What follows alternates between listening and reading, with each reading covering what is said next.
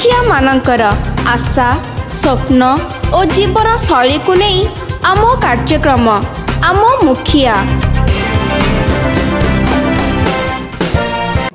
आपण मानक स्वागत करुच्ची आमर कार्यक्रम आम मुखिया। तो आम बर्तमान आसी पहुँचीचु भंडारीपोखरी निर्वाचन मंडली रे। आम सांगरे जड़े अतिथि अच्छा जे कि खूब परिचित भंडारीपोखरी निर्वाचन मंडली जड़े परिचित लोक। आम कहवा सुधांशु नायक कथा। समय थिला बिजु जनता दल जितबार मुख्य भूमिका नौथिले सुधांशु शेखर नायक। आज किंतु से बिजु जनता दल छाड़ी भारतीय जनता पार्टी अच्छी। आ बड़ खुशीर कथा जे तांकु भारतीय जनता पार्टी तरफरु भंडारीपोखरी निर्वाचन मंडली विधायक प्रार्थी भाव में टिकेट प्रदान करा जायछि। आसंतु तांकर सीधा सड़क प्रतिक्रिया नबा कौन कहिबे जे बिजु जनता दल रे एते बड़ भूमिका रे थिले तांको पई बिजु जनता दल तीन थर भंडारीपोखरी रे विजय हेछि।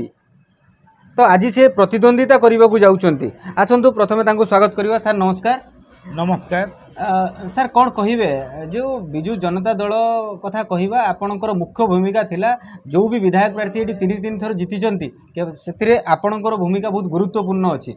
तथापि सर एथर आप प्रतिद्वंदिता करुचंती कौन यार अच्छी प्रतिक्रिया? प्रतिक्रिया किछि नहीं। बिजु जनता दल रे जो कहउचंती आपण जे प्रफुल्ल सामल को मु तीन थर विजयी हबारे मोर प्रमुख भूमिका थिला से कथा सत। कारण मु जदिओ सरकारी वृत्ति रे थिली जेहेतु मो धर्मपत्नी रेवती नायक दी थर बंत ब्लॉक रे अध्यक्षा थिले, थरे जिला परिषद सदस्य थिले। तेणु मु मध्य परोक्ष भाव रे बिजु जनता दल रो जने समर्थक बा शुभेच्छु हिसाब रे काम करुथुली। प्रफुल्ल सामलଙ୍କ ପାଇଁ मोर केमिति से विजय लाभ करेंगे से संपर्क में मुझे अनेक परिश्रम करुली। लोक संपर्क रखिकी जितौली से कथा सब ठीक थिला। किंतु तांकर 2019 मसीह महासंकटरू उद्धार करिबारे मु ही प्रमुख लोक। कारण 2019 रे जेतेले अर्जुन बाबू पलई गले भारतीय जनता पार्टी को बंत ब्लॉक जी अध्यक्ष थिले देवेंद्र जेना मध्य पलई गले।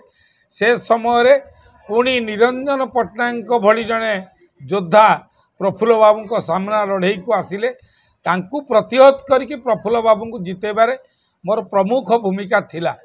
किंतु सी सबको भूली जाई 2019 रे कोरोना समय जेतले प्रफुल्ल बाबू निर्वाचन मंडल की न आसिले तांकर पुत्र को से प्रतिनिधित्व देले। जहा निर्वाचन मंडली आमर साधारण लोक माने मध्य ताकू ग्रहण कले नहीं जे आमे केही जणे विश्वस्त लोक हेलु नहीं। प्रफुल्ल बाबूंकर तांकरी पुओ को प्रतिनिधित्व देले जा आम मानकू कष्ट देला।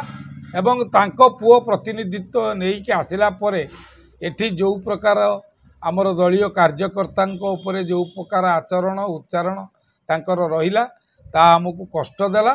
तेणु मु बिजु जनता दल छाड़िकी नुहे मु बिजु जनता दल मेंबरशिप नहीं नथिली।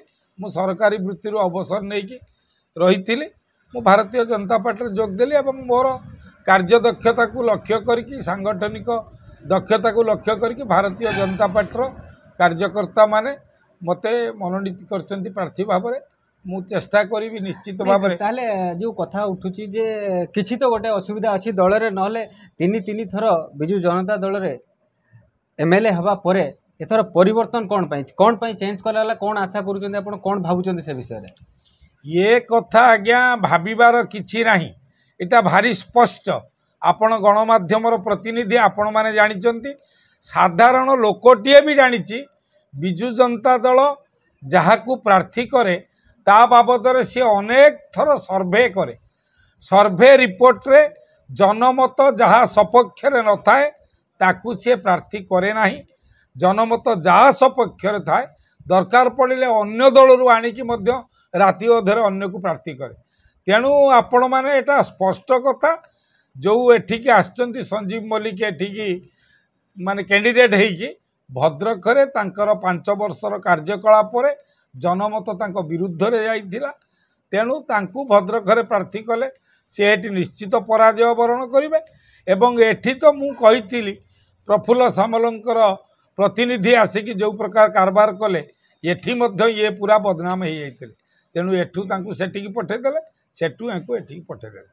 तो सर वर्तमान आमर जो चली जो जनसाधारण भितर चर्चा चलती परिवर्तन स्वर उठी तो यही परिवर्तन जो स्वर उठी या भारतीय जनता पार्टी कौन फायदा नब बोली आप भावुं भंडारीपुर निर्वाचन मंडल भंडारीपुखुरी निर्वाचन मंडल नुहे सारा ओडिशा नुहे सारा भारत वर्ष स्लोगान वर्तमान मोदीजी ग्रहणीयता एते बढ़ी जाइए लोक मान मन भितर हृदय भितर मोदी भारत वर्षर प्रति भारतीय हृदय मोदीजी वर्तमान स्थान नहीं जाइए विकसित भारत गठन करने से जो संकल्प नहीं से संकल्प समस्ते सामिल होगापाई आग्रह प्रकाश करछंती तेणु ओडिशा रे मध्य परिवर्तन हम भंडारीपुखर मध्य निश्चित परिवर्तन हम भारतीय जनता पार्टी यशस्वी हम। धन्यवाद।